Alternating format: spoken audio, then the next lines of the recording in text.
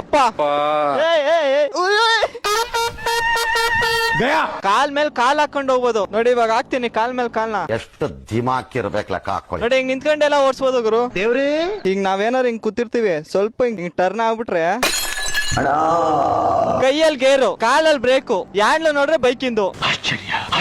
ನಾನು ಆಟೋ ಓಡಿಸ್ತಾ ಇದೀನೋ ಇಲ್ಲ ಕಾಲಲ್ಲಿ ಬ್ರೇಕ್ ಇರೋದ್ರಿಂದ ಕಾರ್ ಓಡಿಸ್ತಾ ಇದೀನೋ, ಈ ಹ್ಯಾಂಡ್ಲ್ ಇರೋದ್ರಿಂದ ಬೈಕ್ ಓಡಿಸ್ತಾ ಇದೀನೋ ಒಂದು ಗೊತ್ತಾಯ್ತಲ್ಲ. 2 ಚಕ್ರ 3 ಚಕ್ರ 4 ಚಕ್ರದ ಇದ್ರಲ್ಲೇ ಕಲ್ತ್ಕೊಂಡ್ಬಿಡ್ಬೋದು. ನೀವೇನಾದ್ರು ಚೇತಕ್ ಓಡಿಸಿ ಚೇತಕ್ ಕಲ್ತ್ಕೊಂಡ್ಬಿಟ್ರೆ ಕಾಲಲ್ಲಿ ಬ್ರೇಕ್ ಹಿಡಿಯೋದ್ರಿಂದ ಕಾರ್ ಕಲಿಬಹುದು, ಕೈಯಲ್ಲಿ ಗೇರ್ ಹಾಕೋದ್ರಿಂದ ಆಟೋ ಕಲಿಬಹುದು, ಈ ತರ ಹ್ಯಾಂಡ್ಲ್ ಇರೋದ್ರಿಂದ ಬೈಕ್ ಕಲಿಬಹುದು.